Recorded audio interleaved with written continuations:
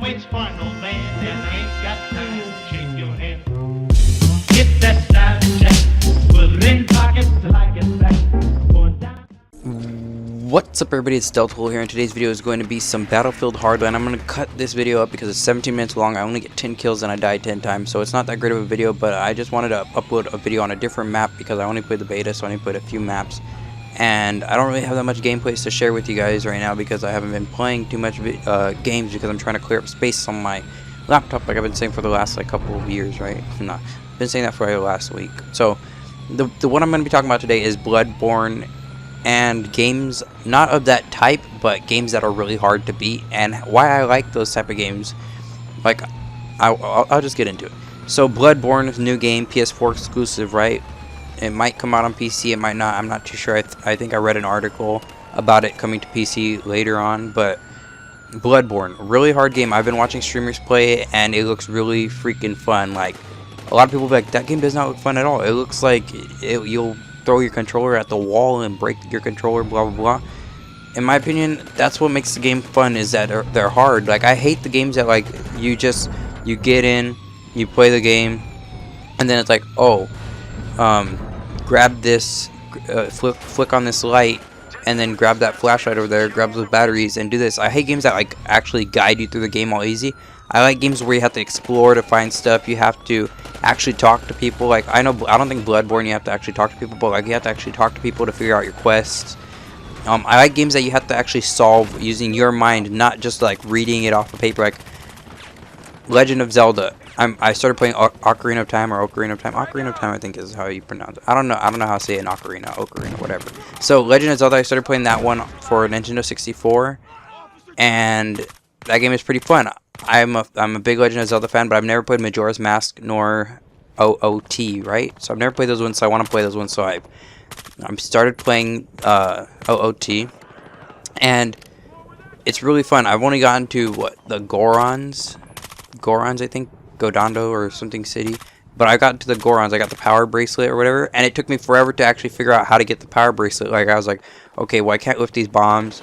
And then I was talking to people, and some guys like, oh, well, if you got the bracelet, you'd be able to lift, even a little kid like you would be able to lift these bombs.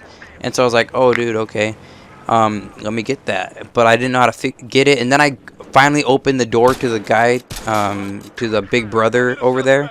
And then after I did that, I went in, I lit up all the torches, and the big old statue thing started spinning. I was like, oh, maybe I have to jump into this to beat something or whatever.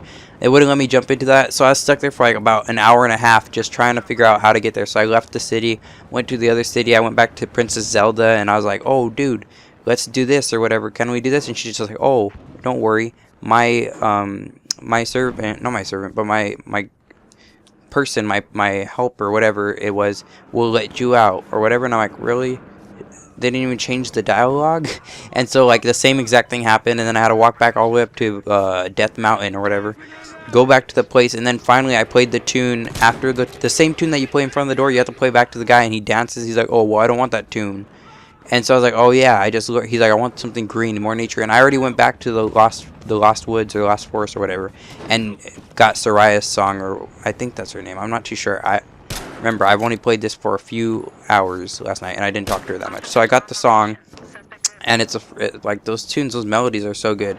And so when I went back, I played that. I didn't have to go back. I just played that song for him right after, and he danced around all crazy.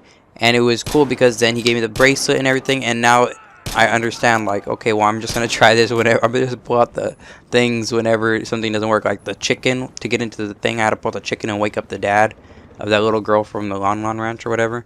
And so that game makes you have to actually think, like, okay, well, I have to use this to do this. It doesn't say, oh, you might want to, well, it gives you hints sometimes, like the Navi fairy gives you hints sometimes, but still, you have to think, like, oh, well, what do I do here? I can't open this door. There's no bombs in front of this door or whatever. And sometimes, yeah, there's bombs in front of doors, but you still couldn't use them. You had to get, like, the torch. You had to get the stick, light it on flames, and then you have to like burn the bombs that run by the door to get into the shop in that city. So like games like that, games that are actually complicated, I really like. So I like games like Bloodborne because even though I haven't played it, I like games like that. The last game that I played that I actually really loved for its like story and its adventuring and exploration was Skyrim, and that was what, 2011, I think that's when it was released. And I got it like I got it late 2011 or 2012. And so that was the last game that actually captured my love of that stuff.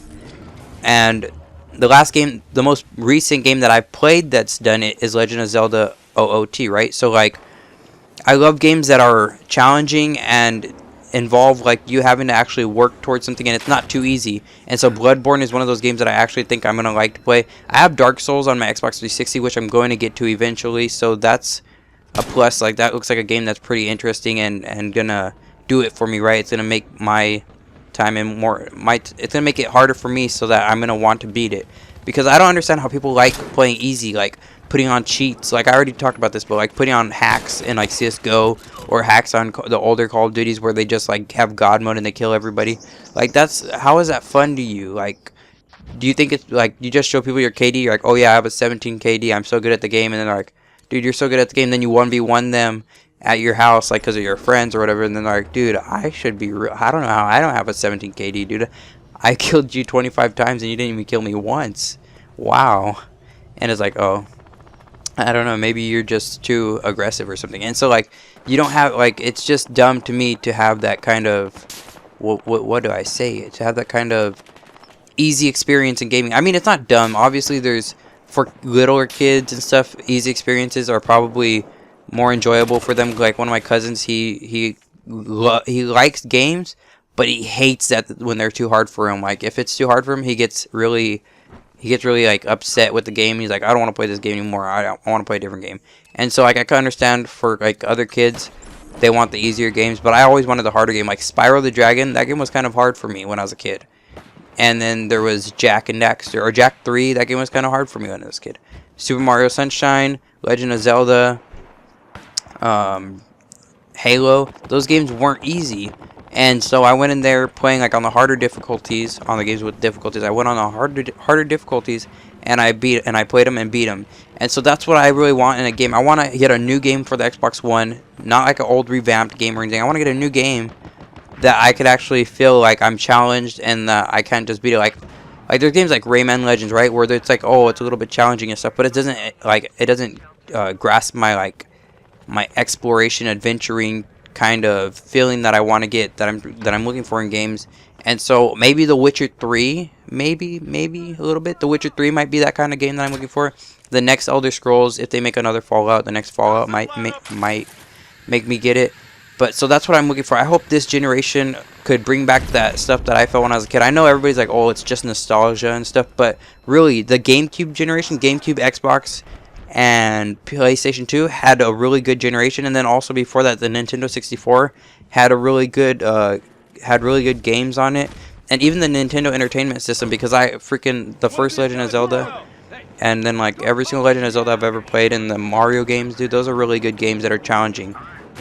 Legend of Zelda always is gonna be my game to freaking explore and look for stuff and everything, talk to every person, sell items, get items back and stuff like that. So this turned more into like a Legend of Zelda freaking fanboy game video, but I want a new game that's gonna spark my fun, my enjoyment, not spark it, but spark my love for gaming again. Because like Call of Duty, it's good and stuff like that. I don't have Call of Duty from Xbox One. I haven't played Call of Duty in a long time.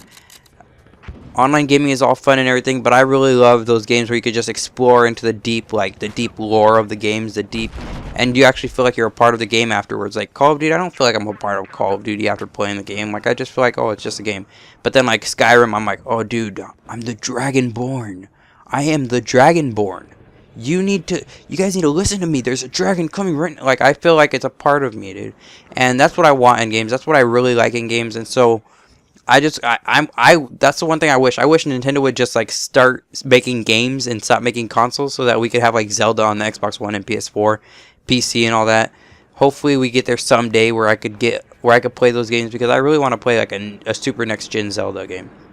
And so I might have to get a Wii U for that. So, or the next console that they're making, the NX, codename NX. So yeah, that's pretty much it for this video, guys.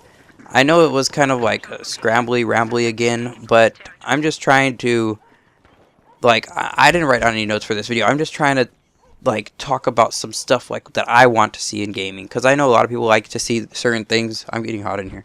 I know some people like to see certain things in gaming, like, oh, online multiplayer and stuff. I would like online multiplayer in like Skyrim.